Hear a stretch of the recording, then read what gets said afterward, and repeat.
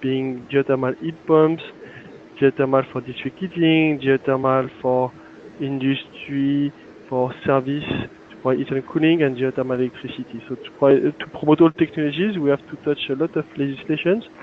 And now I'm giving the floor to Thomas, who will present you a piece of legislation, per piece of legislation, the state of the situation, and what are the EGEC proposals. So, Thomas, the floor is yours. Yes. So, good morning, everyone. Sorry for the technical problems we have. I hope more people will be joining during the presentation. So, I suggest that if you have any question during the presentation, please ask it. That will be a bit more interactive, and we can clarify every point as we go. So first, as an overview of the situation for the clean energy package. So currently, the Renewable Energy Directive, the Energy Efficiency Directive, and the Governance Regulation have been adopted.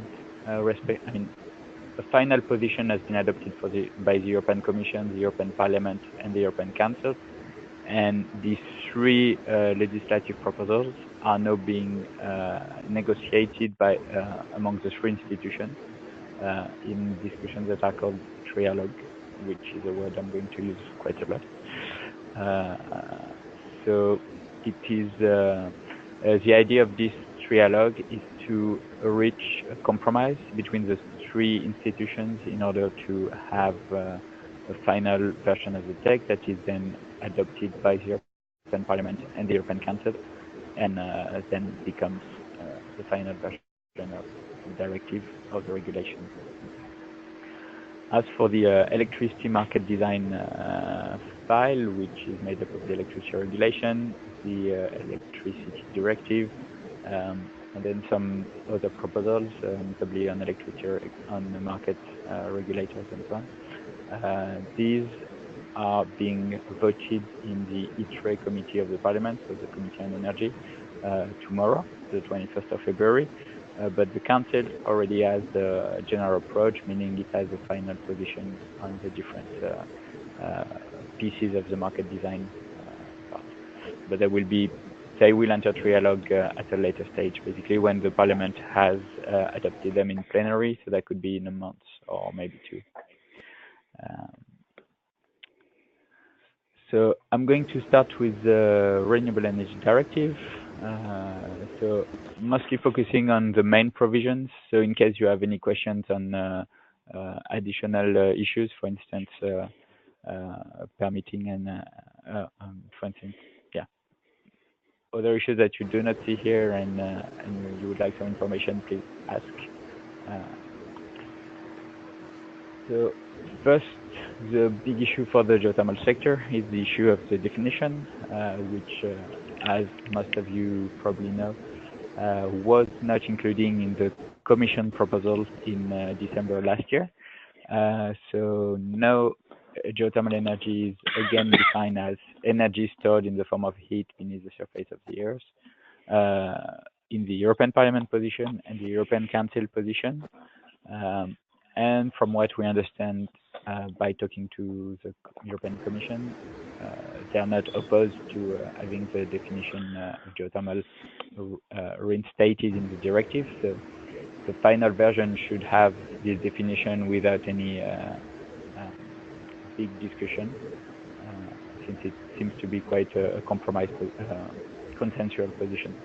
However, there's the issue of consistency between geothermal energy and ambient heat or ambient energy, as it is in the European Parliament and European Council proposal. And there it is the less consensual issue. The European Parliament has proposed that ambient energy does not include energy stored in the form of heat beneath the surface of the earth, as it is in geothermal energy. However, the European Council has left it in its proposal, and the European Council would like somehow to have geothermal heat pumps included in ambient energy for statistical reasons, which was the driver behind the original incorporation of geothermal in ambient.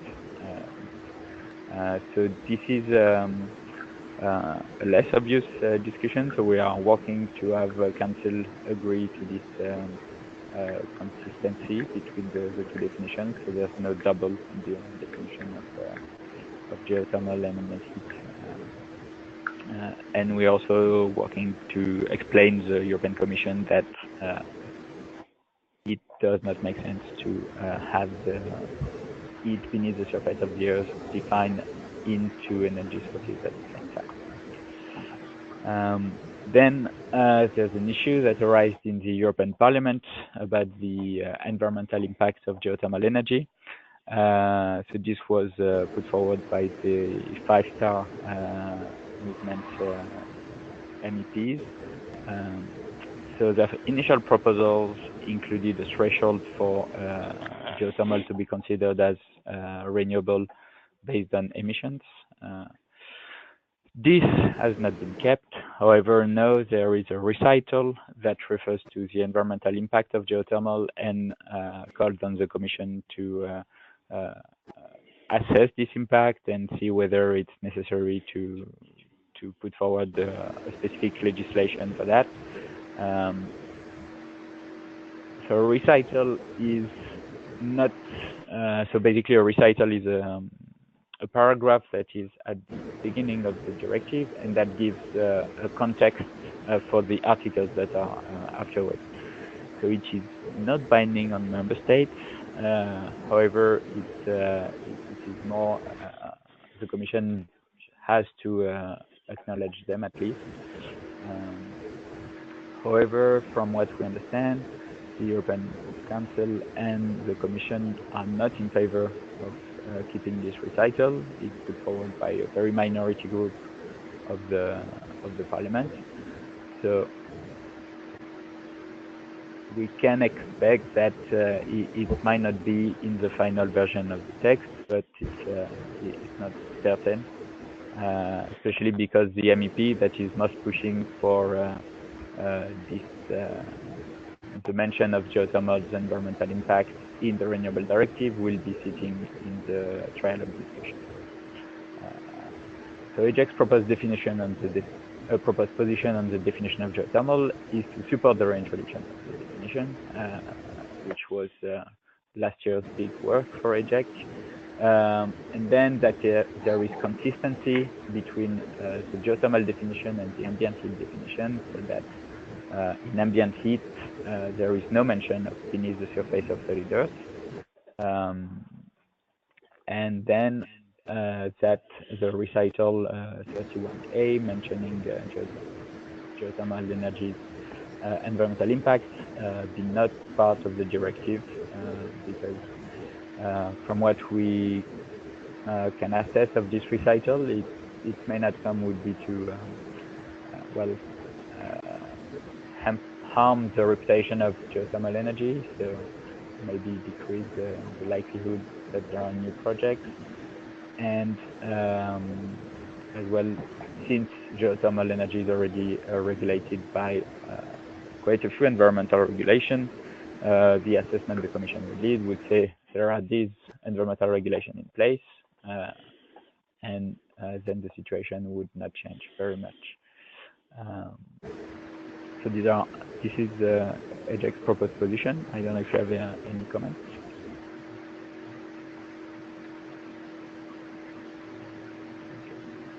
So we'll now quickly talk about the renewable energy target.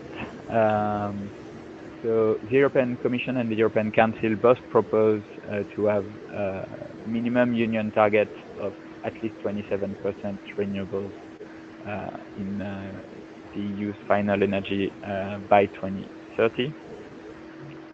The European Parliament is calling for a 35% target. The European, some member states are open to a higher target, but they mostly mention 30%. And the European Commission is also open for a higher renewable target in 2030. but it is not as clear what they would be able to accept. At any rate, EGEC is proposing to support the 35% target, as it is the best outcome to have more renewables in general and more geothermal in particular.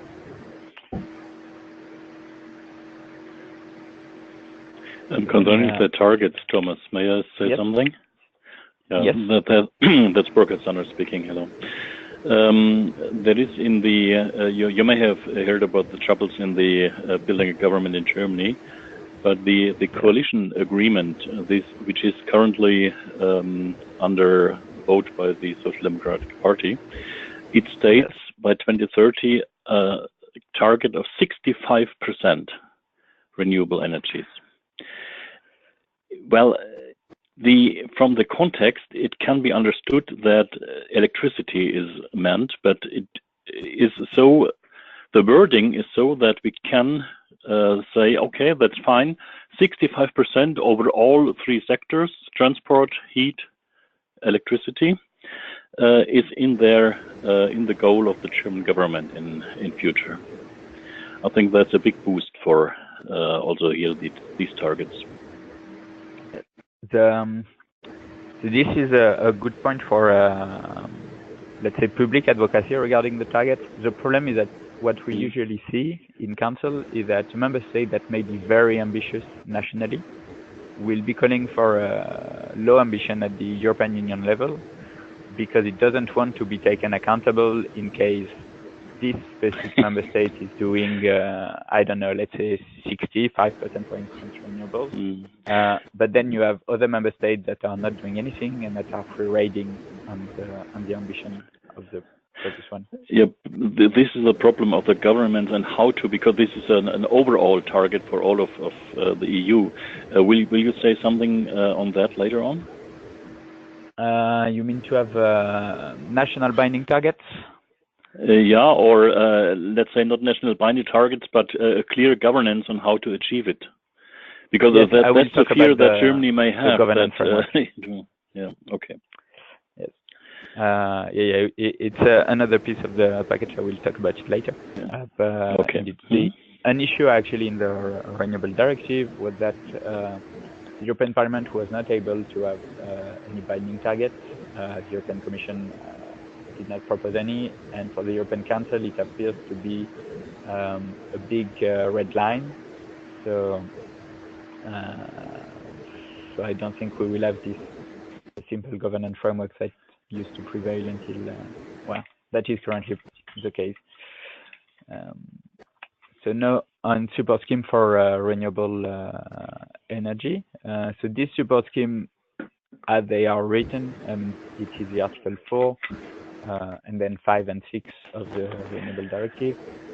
They mostly refer to electricity. However, as they are written, they could also refer to heat. So it's not as clear. But at any rate, the European Commission is proposing technology-neutral support schemes. So all different renewable energy technologies would have to compete in a tendering process. And they subject these support schemes to the state aid guidelines, meaning the competition authority of the European Union would be setting the rules that for renewable energy support schemes.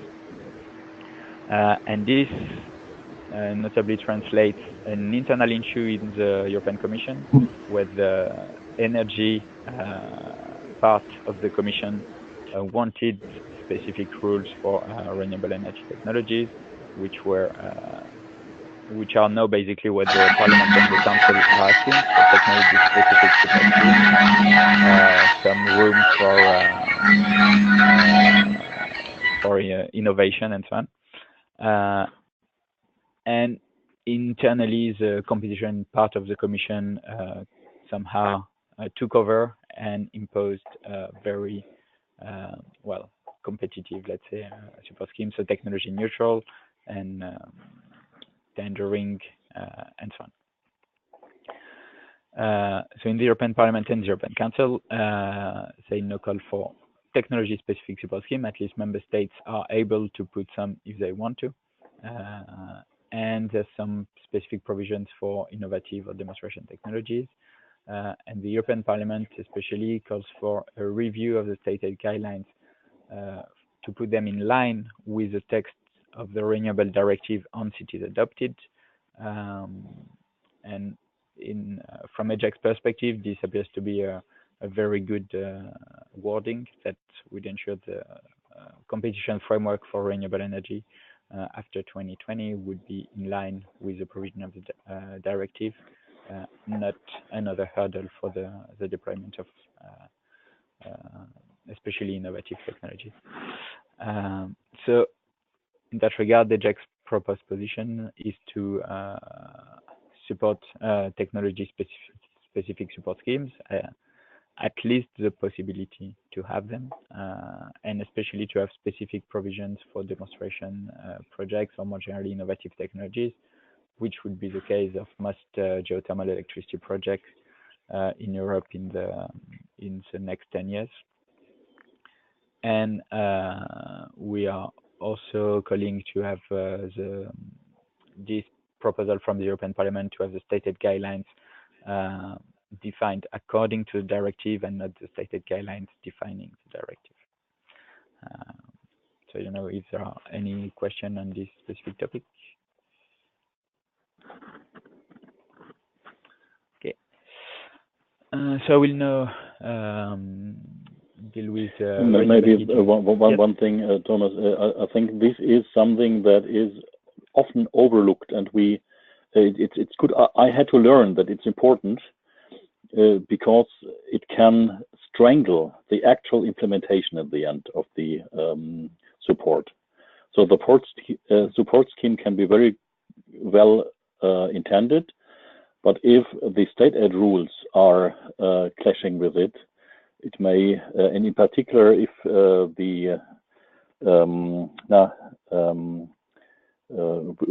is it? Vestager is the person there.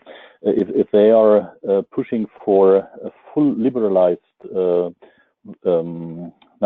tendering processes, which is in their ideology, it can be very, very difficult, even if the rest of the support scheme and the idea of the goals are very nicely formulated. So this is a dangerous. The state aid issues are quite dangerous, and the Commission has a lot of power in that. Yes, that's exactly the problem. And so in the proposal, the Commission, the competition part took over. However, in negotiations, so in trialogue, from what we understand, it will be the energy part of the Commission, so DG Energy, that will be involved in the trialogue with Energy Commissioner Cagnette. So in that regard, the Commission should probably support the Parliament and Council on technology-specific support schemes and on tender exemption for demonstration projects or very small-scale renewables. So this is positive. However, at a later stage, there may be an issue with the legal body of the Commission that tends to be very much aligned with the competition part. So exactly, they may say that this is not good for the competition and so on, but we will see when that happens and according to the final version. So yeah, are there any more questions, comments?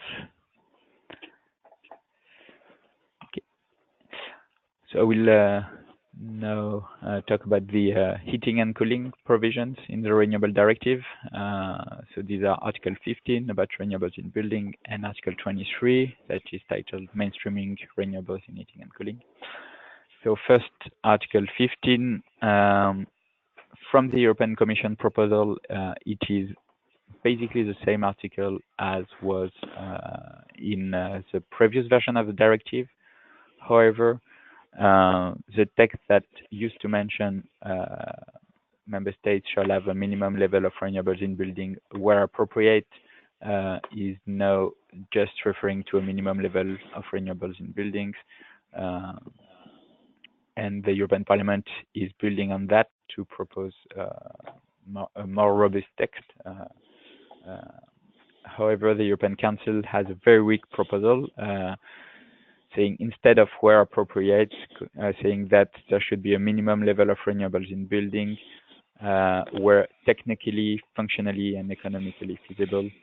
So basically, it is saying that if member states want, they may not incentivize the deployment of renewables for building, which is obviously not positive for renewables in heating and cooling, for instance, geothermal district heating or geothermal heat pumps. The European Parliament is adding to the European Commission proposal by proposing that local infrastructure planning, so for instance at the local authorities or city or town level, there is an integration of renewables for heating and cooling in the infrastructure planning. And it is also including a proposal for mandatory information of consumers on renewable heating and cooling alternatives, notably alternatives to gas or electric heating. So EGEC's proposed position there is to basically support the European Parliament proposals, which are very much aligned with what EGEC put forward at the initial stage of the discussion, especially on information for consumers and infrastructure planning. And at the very least, regarding minimum levels of renewables in building, if it is not possible to have the Commission or Parliament proposal for mandatory minimum level of renewables in buildings, then the best outcome would probably be to revert to the 2009 text, which is stronger, let's say, than the current Council position. Are there any questions on this or comments on this specific article? Yes, I have a question. Is there any chapter around the renovation of buildings, or leaving or forcing also to equip a certain percentage of renovation of buildings with renewables, because the new buildings are fairly well covered already in local directive, in local rules, etc. But it's the renovation part which is probably the most demanding. So this article refers to minimum levels of renewables in buildings renovated or new. And the point is to complement the energy performance of building directive, which sets a minimum energy performance level, so basically energy efficiency objectives for new or renovated buildings. And this Article 15 of the Renewable Directive is a complement, and say that basically the remaining, what energy is left in an energy performance building should be covered with renewable energy as much as possible, to summarize it. And then for renovation rates, this is set partly in the energy performance of buildings, which notably has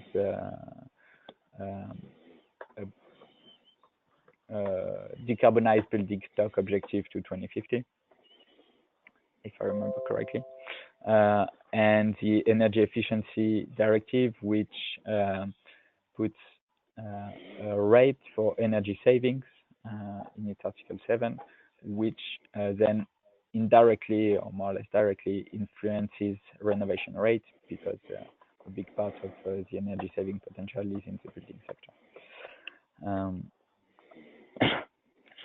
Then recall in one of the webinars in renewable heating and cooling, I think a few months ago, there was a big critique that in renovation of buildings there was too much freedom for the people renovating, to actually not implement or do the minimum on renewable energy and getting away with it.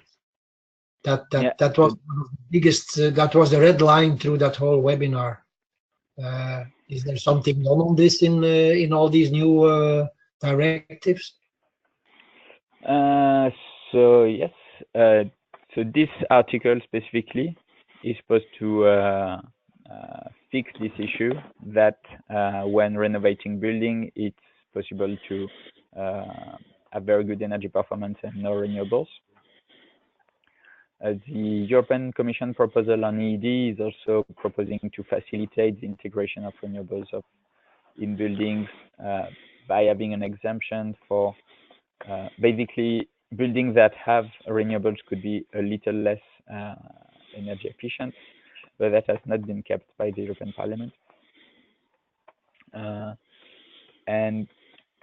So yeah, the real article for renewables in building would be Article 15, and then Article 23, which I'm going to describe after, can also come as a complement of this Article 15, but that would be by putting in place or being the cause of new policies for renewables for heating and cooling.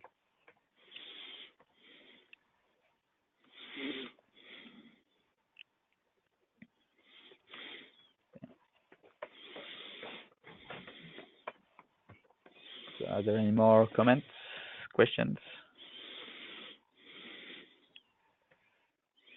Okay. So no, I will talk about the Article 23.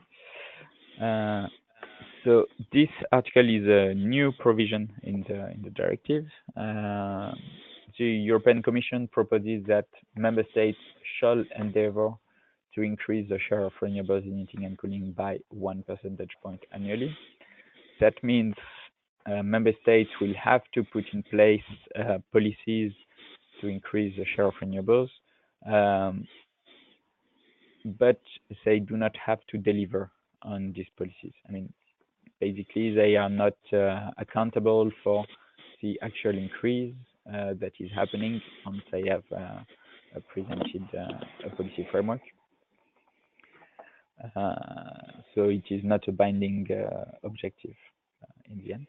The European Parliament is also calling for member states to endeavor to increase renewables in heating and cooling, but it proposes a 2 percentage point increase with some flexibilities for member states, especially Nordic countries, which have over 50% of renewables in heating and cooling.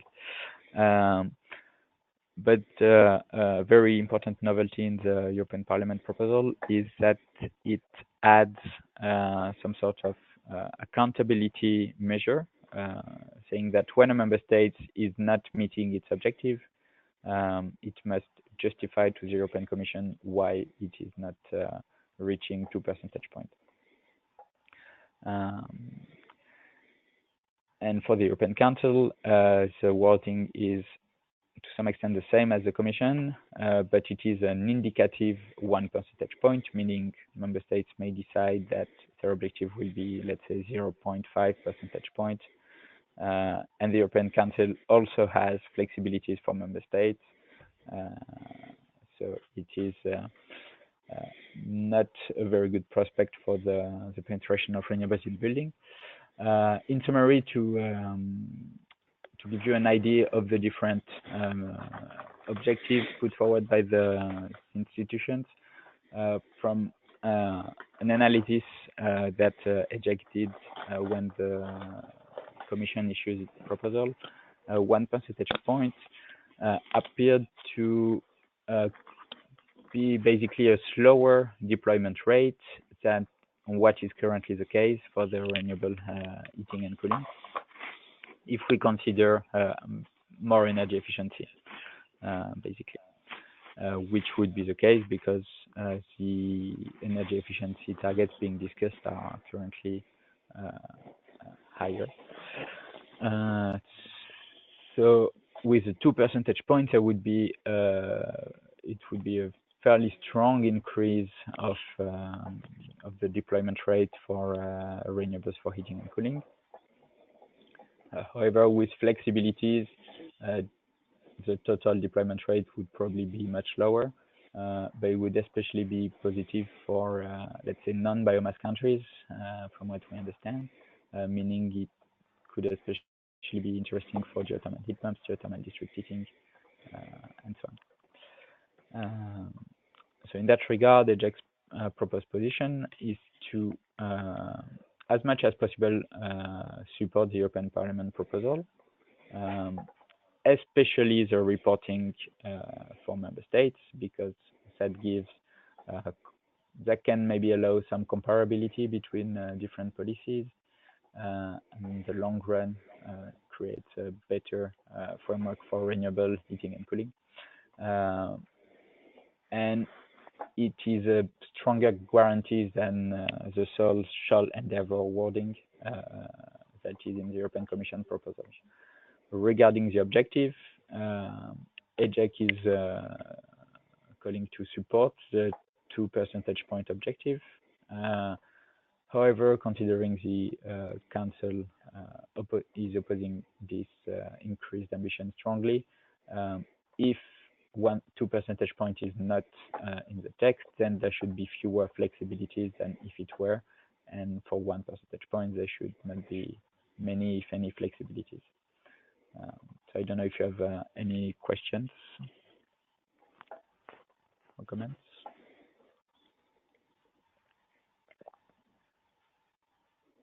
If I may also precise that the flexibilities for member states, so either it refers to an exemption for high achieving member states, so over 50% of renewable energy, but it may also be that member states could count waste heat as contributing to their objective, up to 50% in the Parliament position and with no limitation in the member states.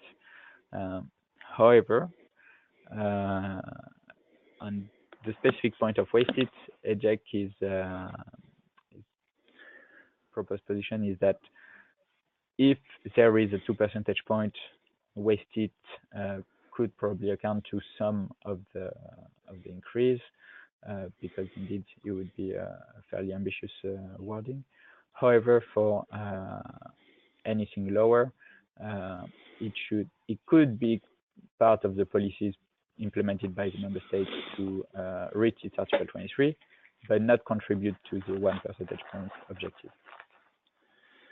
Thomas, but that does not mean that waste heat is again considered or let's say propagated as renewable.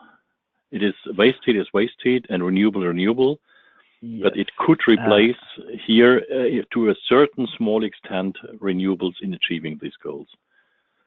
That is what we are very worried about, especially in the Council wording. That is low ambition, and waste heat, there's no limitation on how much it could account for the objective.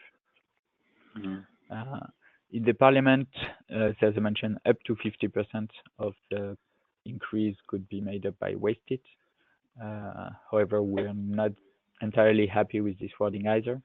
An initial Council proposal is saying that if a member state want to increase waste heat, I can maybe put it under your eyes.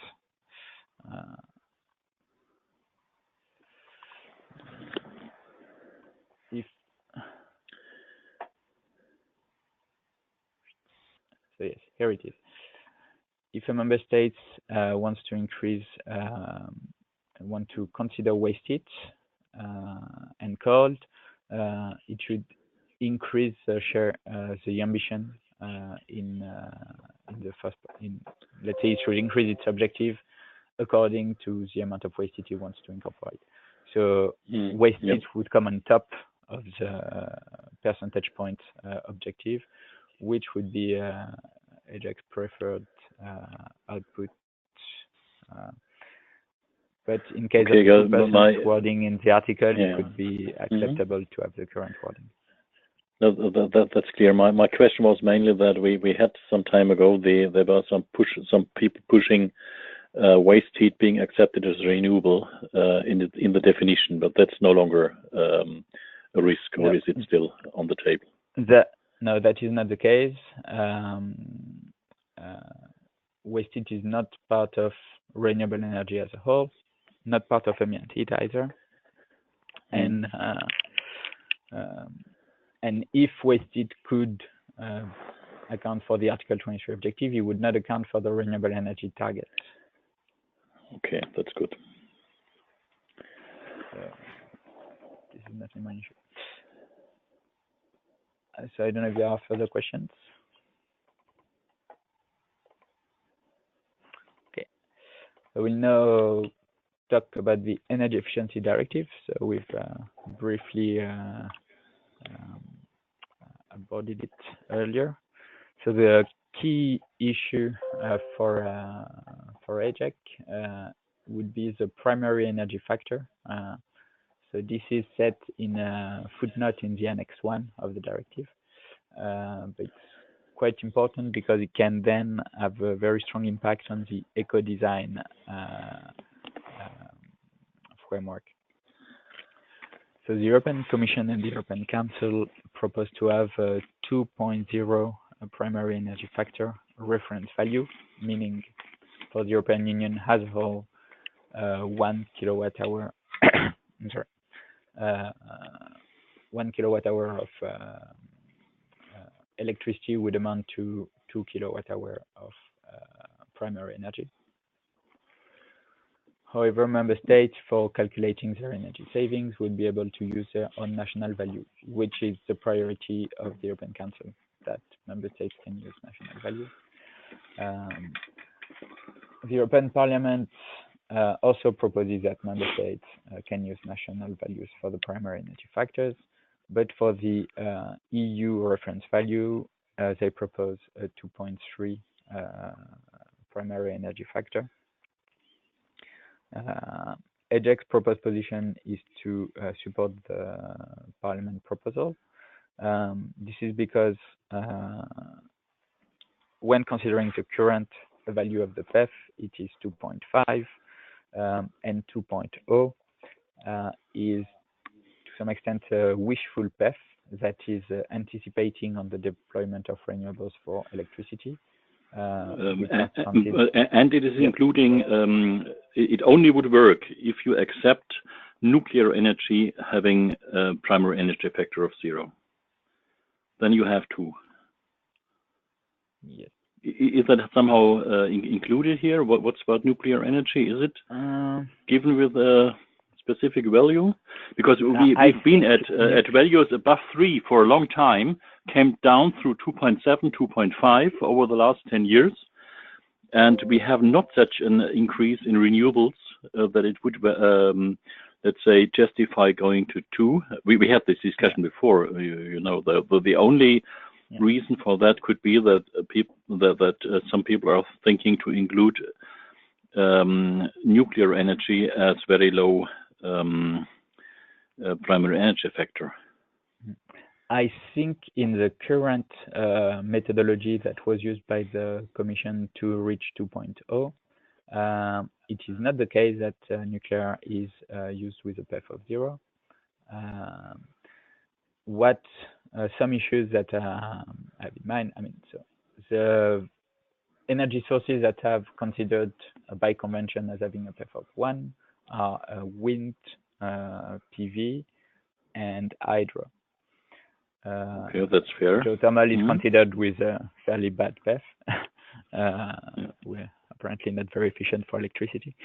And biomass also is considered with the thermal conversion efficiency and so on. Then, of course, I wasn't referring to 0, but 1 would be the value for nuclear, of course, So there are some voices actually calling for renewables having a PEF of 0. An issue is that the methodology used by the Commission is counting Norway as part of the as in the PEF calculation. Norway is mostly almost 100% hydro and wind, so it is basically PEF of 1. And it is not counting other countries that are part of that are connected to the European electricity market, so feeding electricity into the grid, for instance, Serbia and so on, which are much higher per values, or which have mixed that correspond to a higher per value. So there are issues in the Commission methodology. I have to confess, I'm not the one who looked at it in most details, so I cannot quote every single point, but what we have identified when looking at this is that a value of 2.2 or 2.3 is closer to the reality of the mix today. Yep. So that's why we would support the European Parliament's position.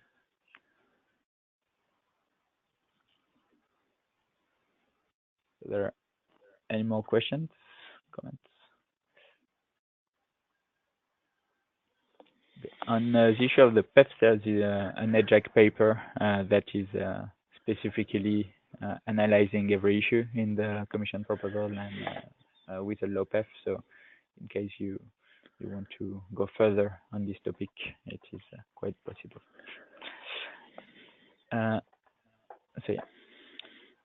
So to stay in the energy efficiency directive very quickly, as I said, there is the Article 7 on energy savings that is also quite important.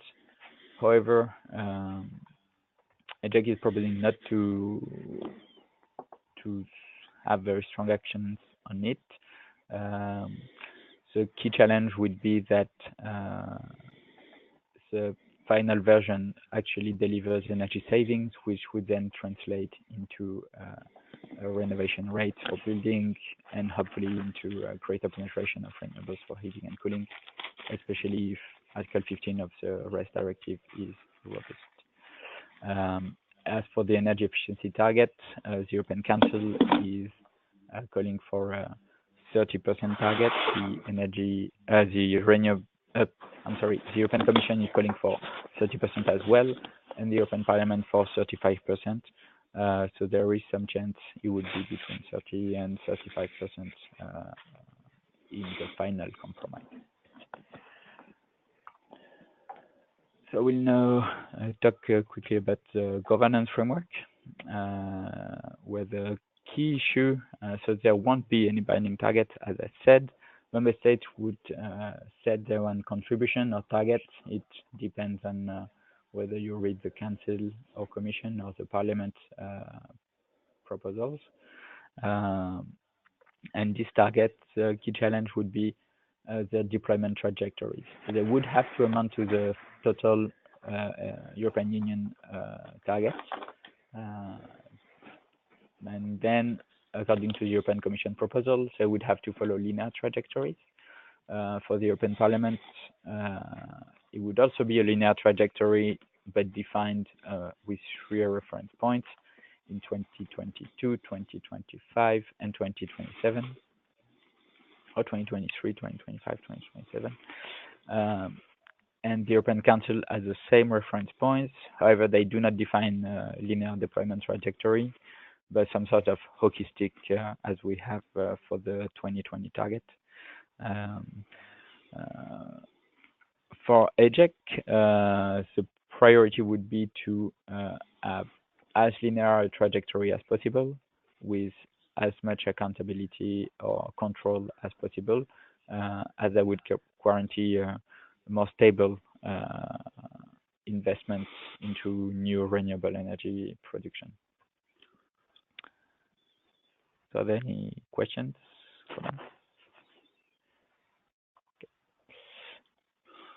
Is there any enforcement mechanism yet? Because it looks good. The linear trajectory, of course, is good as well. Actually, we could expect some non-linear, but the opposite way, which means more in the beginning and later, because it's more and more complicated then to achieve the same rate of increase if you already have a big market. So, but this non-linear in the past was always that the growth comes later and not earlier than linear. But as you said, as close to linear as possible is always good. It gives clarity. But is there any enforcement? So the enforcement, I'm going to come on it with the gap filler question. In terms of defining the targets, there's a feedback loop with the Commission, and Parliament is proposing to have a benchmark that basically then proposes national binding targets for member states, and in case the EU is or the member state is not ambitious enough, let's say, then it would have to at least stick to its benchmark objective. But then for the actual enforcement of the delivery, so there are several issues. The first one is the availability of the data, but that cannot be quite settled in this directive. It is that the Eurostat is publicizing data 2 years after is the case. So a month ago, we only had the data for 2016 renewable deployment, which is late to some extent to enforce the trajectory. This is also an issue because European Council and Parliament, they propose 2022 as or 2023 as the first reference point. So basically, the first accountability will come into 2025. And the European Council is proposing many flexibilities that somewhat amount to member states not being accountable for that trajectory and somehow to their 2020 target as well. That is quite an issue. But the proposal from the European Commission is to have gap fillers, which are a policy or financial options to fill any gap toward the completion of the target that may appear during the 2020-2030 period. So there are several proposals, mostly to increase the ambition into the renewable directive. For instance, there's a proposal to increase the objective of the Article 23 in case member states are not on track to meet their 2030 target. Basically, instead of 1 percentage point, or it could be 1.1 percentage point, that member states would have to endeavor to 1.1 percentage point and so on. Another proposal from the Commission, they're all, let's say, alternative or complementary. So there are several proposals side by side. The two main relevant ones for the geothermal sector are this linked to the Article 23, and that member states may pay into a fund that would then finance renewable energy projects to meet the target. However, an issue is that the proposal from the European Commission does not define this fund, and it is a question what you would finance. Would it only be several gigawatt scale projects of wind offshore, or would it also be district heating projects and so on? So it's quite an open question today. We're looking how we can guarantee the eligibility of heating and cooling projects and innovative renewable technologies, which would then allow for geothermal to be financed by the fund. But from what we understand, it would somehow look like a European fund for strategic investments, but for renewables only. So basically de-risking capital for renewable projects. So yes. Are there any questions on these gap pillars?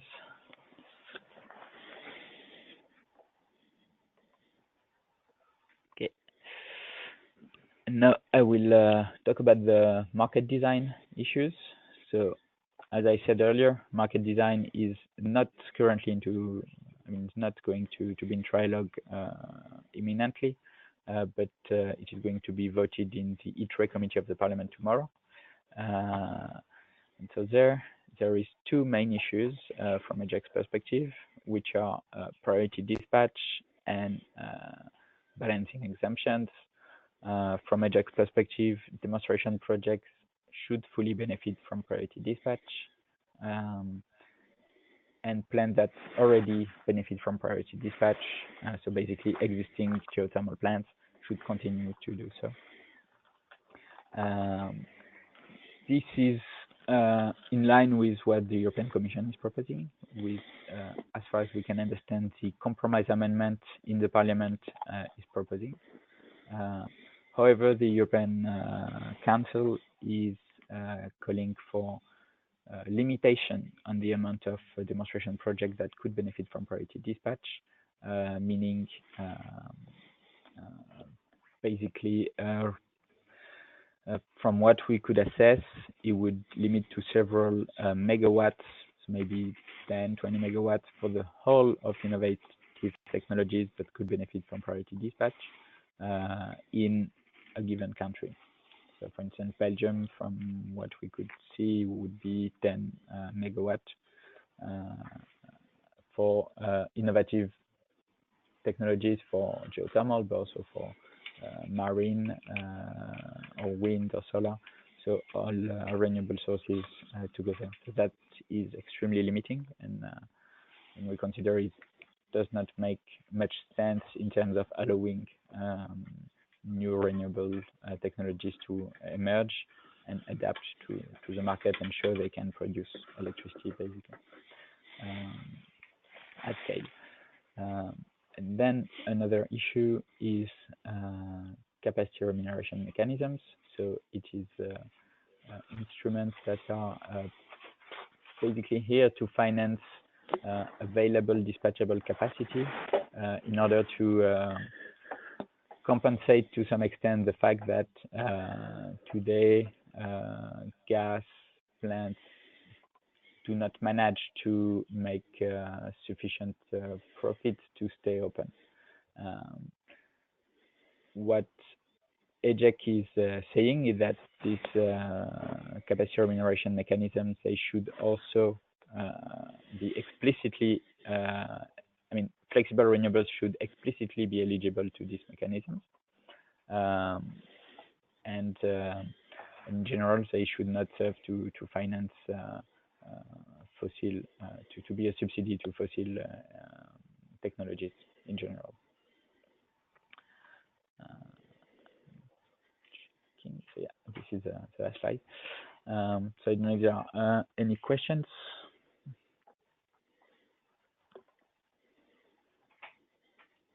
On capacity mechanisms, there is an amendment that was tabled by 2 MEPs, similar amendments.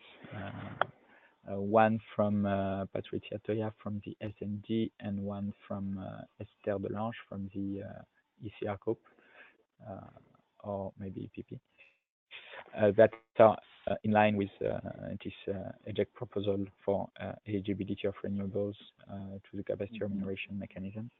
And so we are also proposing to support these specific amendments, as well as provisions for priority dispatch and, of demonstration projects, and preserving priority dispatch for existing plants. What about capacity remuneration for coal-fired plants? Is that still on the table? There's a big discussion here in Germany on that, to keep them somehow online as a reserve, and they want to have dramatic amounts of money not to operate them. Yes, so this is like on the table. It is a big issue. There's quite a few actors that are mobilized in the European Parliament and in the civil society to prevent that. However, so the Council is having a very lax approach to the emission performance standard that is supposed to prevent coal from participating in these mechanisms. So the European Commission is proposing that a 550 limit, I think from 2020, but maybe from a little bit later. And the European Council is saying that this limit for plants eligible to take part in the capacity mechanisms would be 550 grams of CO2 per kilowatt hour. But for plants that receive their final investment decisions in 2050, or even for some in 2030 in some countries, basically Poland and Bulgaria, when you look at the criteria. Meaning basically for the whole duration, existing coal plants would be eligible for the council. Parliament has a much stricter approach, apparently, but it is yet to be seen exactly what they want, because we have not been able to see compromise amendments, especially on this issue.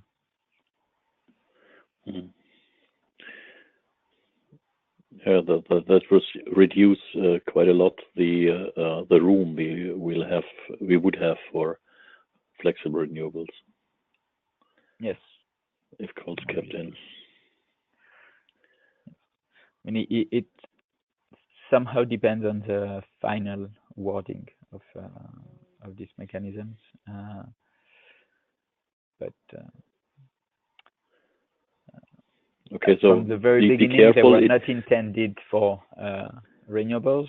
The focus, of course, they didn't think there is any flexible renewable. This is a concept EGEC and others had to let's say, to push and to make clear. That is still the case in the current wording of the electricity regulation, so the market design, that renewables are only referred to as variable or intermittent factors, so basically as issues for the stability of the electricity system, and that there's never mention of renewables when it comes to solutions to these issues. So that's what EGEC is trying to propose. We are working with other flexible renewable association on that, the solar concentrated sector, the ocean energy, and biomass.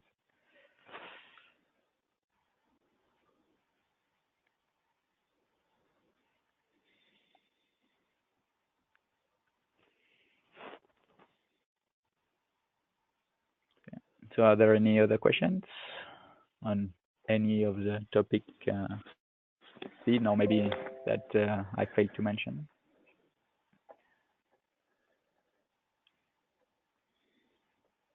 Maybe one thing we should say is that to remind a bit the next steps. Yes. Or the timeline of the decisions, that would be helpful. Yeah, exactly. When I was mentioning next steps, it's indeed the timeline. So yes, in terms of timeline, indeed, it's a very good point. So the first trialogue would be at the end of February, I think the 27th. So the last few days of February would be the time first trialogue would happen. So it is the first discussion between the three institutions. They are currently preparing their position ahead of this meeting. And then there would be one meeting per month treating different topics. And the idea for the Renewable Directive, Energy Efficiency Directive, and Governance Regulation is to have a final position, so to finish the negotiation at the end of June. This is this appears to be a very ambitious timeline, but the European Commission is very eager to respect the timeline, and so far every ambitious deadline we've seen have been held to somehow. So we are so it is likely that the text would finish by the end of June. That's fantastic. Well, this is not the Brexit negotiations, which will never be finished. I have the impression. So that's really going fast. Yes, an issue that is somehow arising with this very fast-paced negotiation is that compromise tend to be reached downward rather than upward, especially was the case in Council so far. So we are we must be vigilant for that as well. Yeah.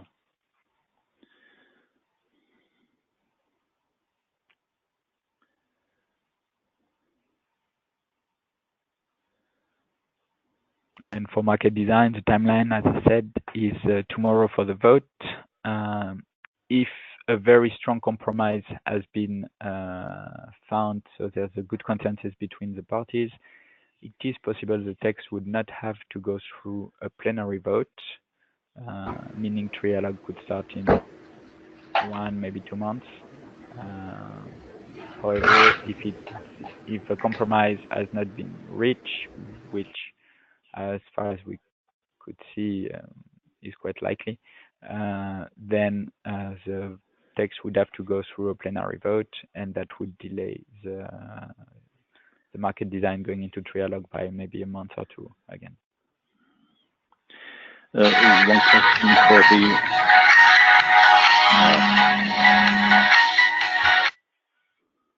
okay. Yes. What was that?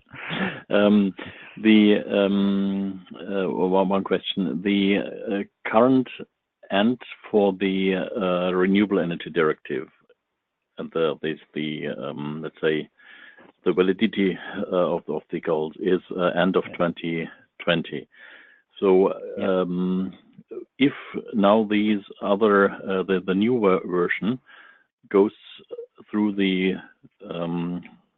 procedure so quickly, is there a chance that it will supplant the 2020 or the one from 29 earlier than end of 2020?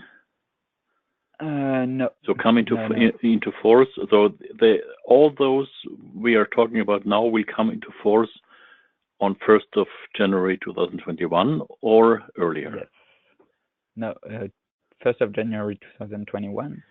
However, in terms of the regulatory framework and the targets and so on that are valid at this date.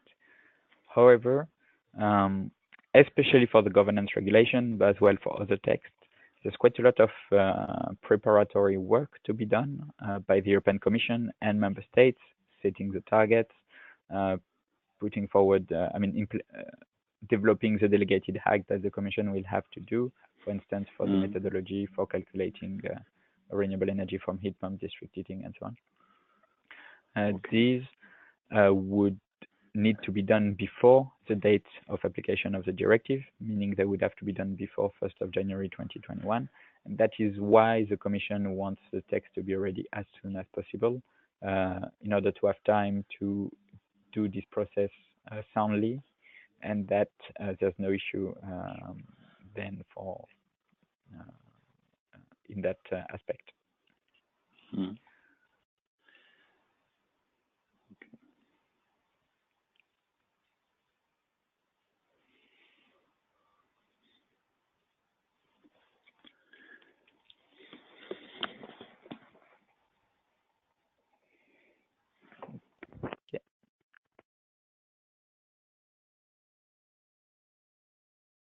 If there's no more points, maybe we can just conclude by saying that all these topics, of course, are discussed every day. So just you should be aware that Thomas and myself have met and we are meeting people involved in this process. So Thomas already met several shadow rapporteurs from the European Parliament that are involved in the trialogue, including also the rapporteur. We are also in contact with different countries. Notably, we are aware that Italy is against the recital number 31 regarding geothermal and environmental impact. And we're also in contact with the European Commission, because what is new in this trialogue is that the Commission is also involved in the negotiation. So feel free to come back to us if you have any requests. The slides will be available. The webinar was recorded, so it will be available. Come back to us, because as you know, this is something that's going on for the next 6 months, and more or less we can act every day with different channels. So really, we invite you to contact us if you want to specify your point.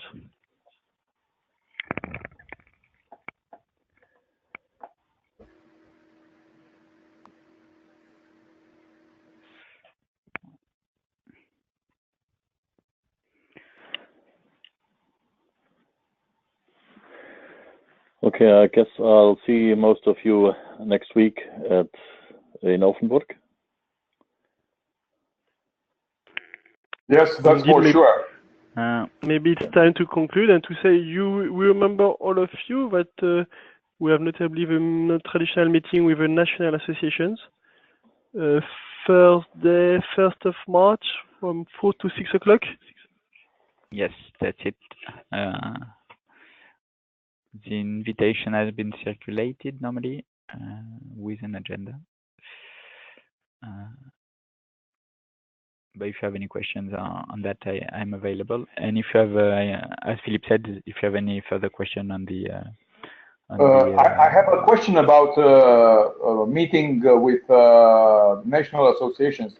Do we have to prepare any presentation for this meeting, or is it, let's say, more or less informal? I would say the simplest format would be to have a summary of national situations without a PowerPoint presentation. It would allow maybe more flexibility and okay. And, a better flexibility. But Robert, be careful. This is at least partly in parallel to your GSHP meeting. Yes, I know. So I don't know how I can cut myself into. But anyhow, Doina will be cloning is a new method. Yeah, cloning. Yes, cloning. But Doina will also be joining me. So.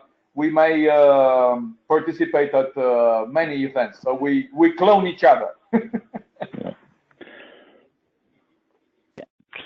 Well, so thank you everyone for your attention and for assisting to this webinar.